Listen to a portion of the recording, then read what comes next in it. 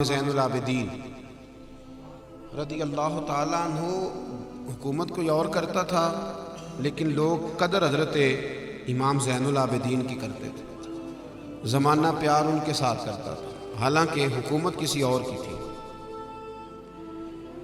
بادشاہ نے ایک آدمی کو پیسے دیے، اس نے کہا کہ اس طرح کرو کہ معاذ اللہ ثم معاذ اللہ امام صاحب کو برا بھلا کرو۔ امام صاحب مسجد شریف سے، مسجد نبوی شریف سے تکمیل نماز کے بعد باہر نکلے تو وہ بندہ معاذ اللہ آپ کے پیچھے لگ گیا اور اس نے آپ کو سب و شتم کرنا شروع کر دیا اور بڑے اس نے غلط جملے کہنے شروع کیے۔ وہ کہتا جا رہا ہے تو امام صاحب کے خادم کہتے جس روٹین سے امام زین العابدین چلتے تھے نا، آپ نے وہ قدم تھوڑے کم کر دیے، آہستہ چلنا شروع کر دیا۔ وہ کہتا جا رہا ہے، امام صاحب ہنستے جا رہے ہیں۔ یہ بڑی سزا ہوتی ہے اگر آپ سمجھ لیں تو، کہنا کہ تو اس قابل ہے کہ اب تجھے منہ لگایا جائے، اب تجھے منہ لگائیں۔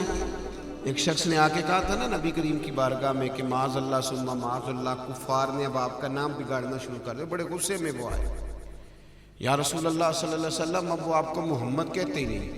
محمد کا تو معنی نا اللہ یحمد حمدن بعد حمد، جس کی بار بار تعریف کی جائے، تو وہ تو معاذ اللہ ثم معاذ اللہ نقل کفر نباشد آپ کو مذمم کہہ کے برا بھلا کہتے ہیں۔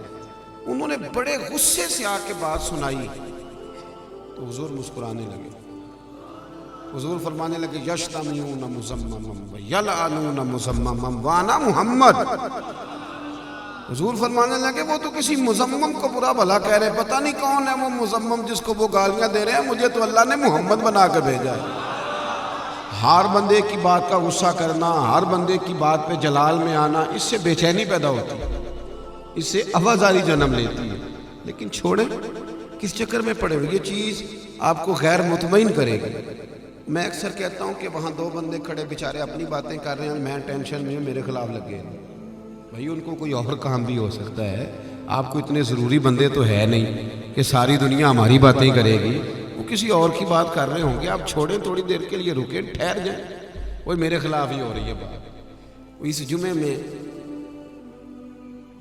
میں مسجد کے عنوان پہ بات کر رہا تھا تو ایک بڑا پیارا ہمارا سنگھی ہے، میں نے کہہ دیا کچھ بندے فٹافٹ امام کو چھٹی کرا دیتے ہیں، مسجد بے آباد ہو جاتی ہے۔ وہ گھر جا کے مینوں فون کرتا ہے، کہندا ساڈے گھر سب تمہیں دسے آ کے گل ساری۔ میں کہا جی کیوں؟ کہندا میں بڑی دیر بعد تواڈے سامنے بیٹھا، تساں میری گل ہی چھیڑ دیتی۔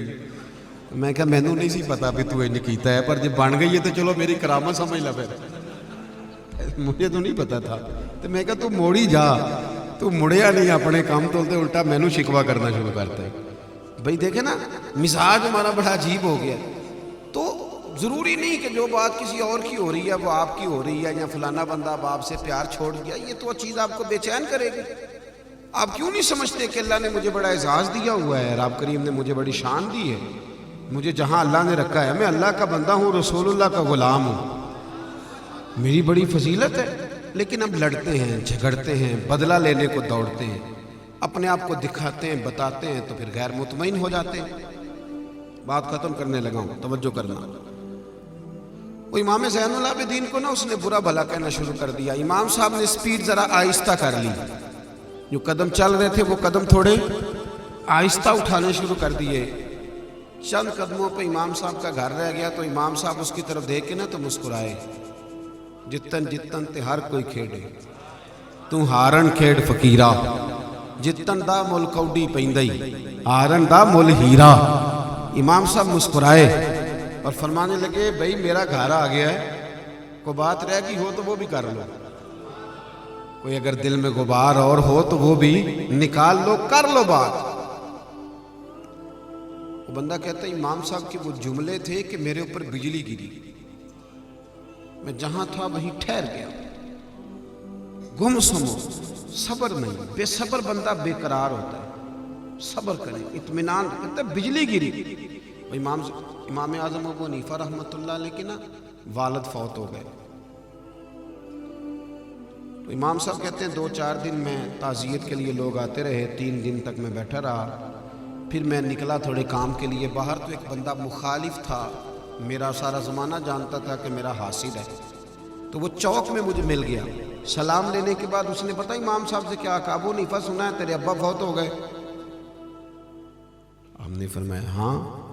کہنے لگا اپنی اماں کا نکاح میرے ساتھ کر دو.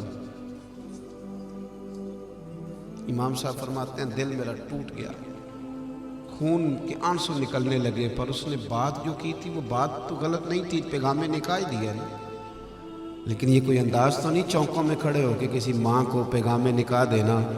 پر امام صاحب کہتے ہیں حوصلے بندے کو بڑا کرتے ہیں, حوصلے ہی بندے کو بڑا کرتے ہیں. امام صاحب فرماتے ہیں میں نے اپنا سارا حوصلہ جمع کیا, دائیں بائیں جو عقیدت مند تھے شاگرد تھے انہوں نے کہا گردن اڑا دیتے. میں ٹھہرو تو صحیح, کیا کہا تم نے؟ کہنے لگا اپنی اماں کا نکاح میرے ساتھ کر دو. تو امام صاحب فرمانے لگے یہ عدت گزرتی ہے نا تو میں اماں سے بات کروں گا, میری ماں عاقلہ بھی ہے بالغہ بھی ہے, اگر وہ تیرے ساتھ نکاح کرنا چاہے گی تو مجھے کوئی اعتراض نہیں. یہ لفظ کہہ کے امام صاحب کہتے ہیں دل میرا ٹوٹ گیا. لیکن جب میں اگلے چوک میں پہنچا تو وہ آدمی دھڑام سے زمین پہ گرا, اس کی روح پرواز کر گئی.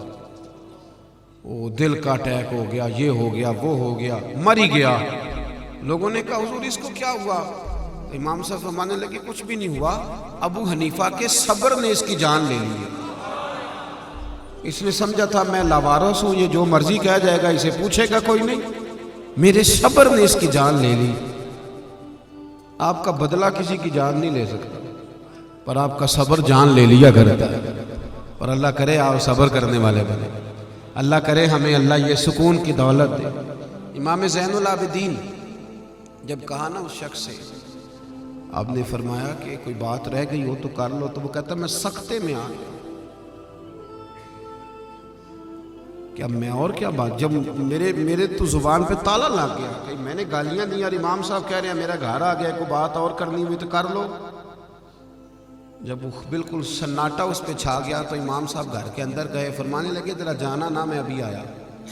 اندر گئے تو ایک بوتل سرکے کی لائے, ایک شہد کی لائے, اور پھر اس گالی دینے والے کے ہاتھ میں تھما کے کہنے لگے میرے دادا مولا علی نے مجھے وصیت فرمائی تھی کہ پتر جو بندہ گھر آ جائے اسے خالی نہیں بھیجا کرتے, کچھ نہ کچھ دے کے بھیجنا چاہیے, تو یہ تحفہ لیتا جا.